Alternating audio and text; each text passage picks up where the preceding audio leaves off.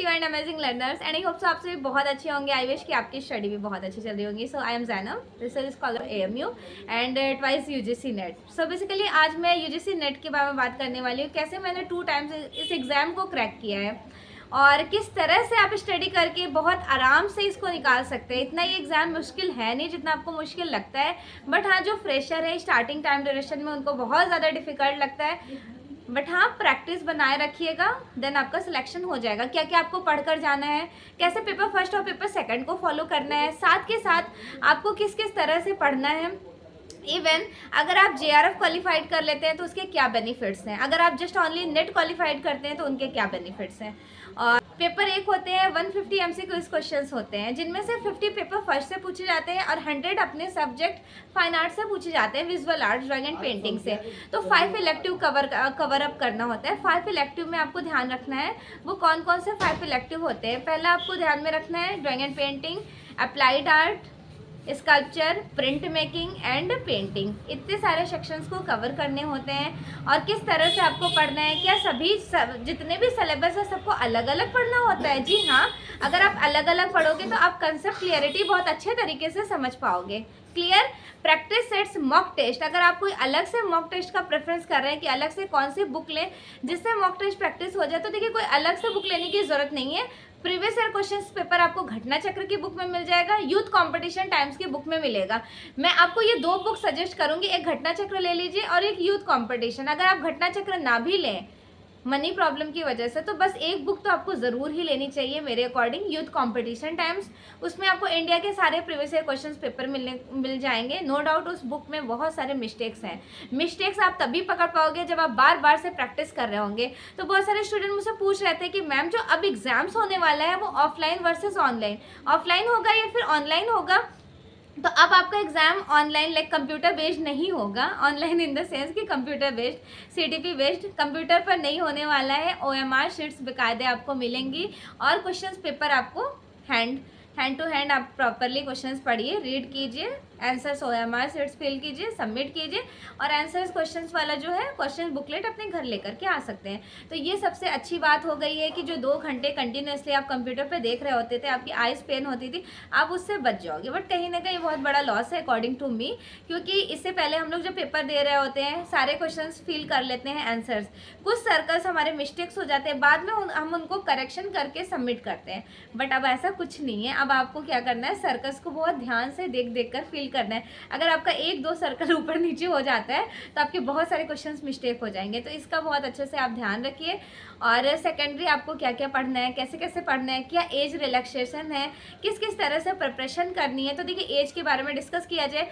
अगर आप net qualify करना चाहते हैं, आपका फ्यूचर टारगेट है कि बस हमें नेट ही चाहिए भैया, तो मैं उनको सजेस्ट करूँगी कि सिर्फ नेट क्यों, जब आप उस एज को क्रॉस नहीं किए हैं तो जस्ट ओनली नेट। वाई? सिर्फ नेट नहीं, आपका टारगेट बना के चलना है, आपको JRF क्रैक करना है। अगर आप 30+ के हो चुके हैं तब तो आप हाईएस्ट स्कोर भी लाते हैं, JRF को भी प्लस कर देते हैं, फिर भी आप इंक्लूडेड किस में जाओगे? नेट में। और अगर 30 एज से पहले आपका अच्छा स्कोर आ जाता है तो आपको JRF की वैलिडिटी मिल जाएगी। तो क्या ये JRF और नेट का अलग अलग पेपर होता है? जी नहीं, बिल्कुल भी नहीं। आपको एक ही पेपर देना होगा, जस्ट ओनली UGC नेट। अगर ज़्यादा स्कोर आता है वो एक क्राइटेरिया डिसाइडेड करके कट ऑफ निकालते हैं, उस कट ऑफ की लिस्ट में आपका स्कोर ज़्यादा होता है तो आप JRF, और कम होता है तो आप नेट, और उससे भी कम होता है तो फिर आपका कोई भी सिलेक्शन नहीं होता है। तो net means assistant professor, JRF means junior research fellowship. पहले तो ये था ना कि आप नेट कर रहे हो, JRF कर रहे हो, देन आप PhD में एनरोल्ड ले लेते हो तो आपको इसकी स्कॉलरशिप्स मिलती हैं। JRF के बाद अच्छा खासा अमाउंट आपको पेमेंट मिल जाता है, लाइक अच्छा खासा फेलोशिप मिल जाती है। लेकिन नेट के बेसिस पे अगर आप सेंट्रल यूनिवर्सिटी से कर रहे होते हैं, लाइक मैं PhD सेंट्रल यूनिवर्सिटी से कर रही हूँ, तो सेंट्रल यूनिवर्सिटी से कि आपका नेट नहीं होगा तो आपको स्कॉलरशिप नहीं मिलेंगी? बिल्कुल मिलेंगी। हमारे यूनिवर्सिटी में ये है, विदाउट नेट स्टूडेंट को भी 8,000 रुपीज़ मिलेंगी, नेट स्टूडेंट को भी 8,000 रुपीज़ मिलने वाला है, ठीक है, एज ए फेलोशिप स्कॉलरशिप। तो स्कॉलरशिप ये 8,000 रुपये मिलेगा। अगर आपका JRF है तो आपका स्कॉलरशिप ज़्यादा हो जाता है फेलोशिप ओके, तो यहाँ तक आपका कंसेप्ट क्लियर हो गया कि नेट के क्या बेनिफिट्स हैं और जेआरएफ के क्या बेनिफिट्स हैं।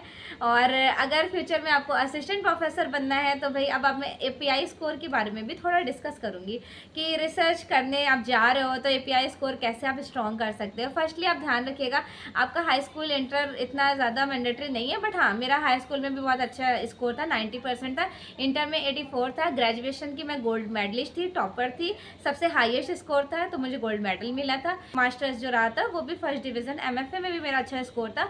अब मैं रिसर्च कर रही हूँ तो देखती हूँ अब उनका, तो अब सबको ऑल ओवर एपीआई स्कोर कैसे जुड़ता है।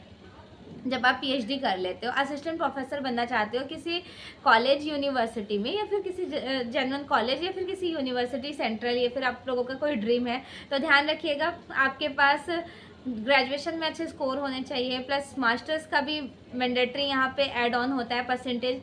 उसके बाद अगर आप देख रहे हो ग्रेजुएशन मास्टर्स के बाद फिर आपका नेट में आपको कितने मार्क्स मिलते हैं, ओनली 5 मार्क्स नेट के मिलते हैं। अगर आप जेआरएफ हो तो आपको 2 नंबर एक्स्ट्रा हो जाएंगे, आपको 7 मार्क्स मिलेंगे, ठीक है। और अगर आप पीएचडी कंप्लीट सबमिटेड हो तो उसके आपको 30 मार्क्स मिलते हैं। तो ये कंप्लीट एपीआई स्कोर, अगर आपकी रिसर्च की कितनी पब्लिसिटी हुई है तो रिसर्च पर क्वेश्चन आया, रिसर्च पर 2 मार्क्स मिलते हैं। अगर आप 10 रिसर्च पेपर लिख रहे हो तो 20 मार्क्स। तो इस तरह से आप अपना एवरेज डिसाइडेड कर सकते हो, ठीक है। तो ये सारा ऑल ओवर रहा कि एपीआई स्कोर क्या होता है। एपीआई स्कोर एक percentage criteria, like highest score ले जाता है। कोई भी इंटरव्यू देने आ रहा होगा असिस्टेंट प्रोफेसर के उसमें, तो पहले आपका एपीआई स्कोर देखी जाएंगी, देन आपका इंटरव्यू। उसके बाद जो भी अच्छा स्कोर होगा, इंटरव्यू के ज़्यादा से ज़्यादा कितने ही मार्क्स होंगे, मान लीजिए 20 मार्क्स 30 मार्क्स। अगर आपका एपीआई स्कोर बहुत ज़्यादा है, प्लस अगर इंटरव्यू बहुत अच्छा या बहुत ख़राब कुछ ऐसा इन्फेक्ट हो जाता है, तो मैंडेटरी मतलब ठीक है, एवरेज मैनेज हो जाता है, तो टेंशन नहीं लीजिएगा। और अगर किसी तरह का कोई क्वेरीज पूछना हो तो कमेंट सेक्शन में आप मुझे ज़रूर कमेंट करें।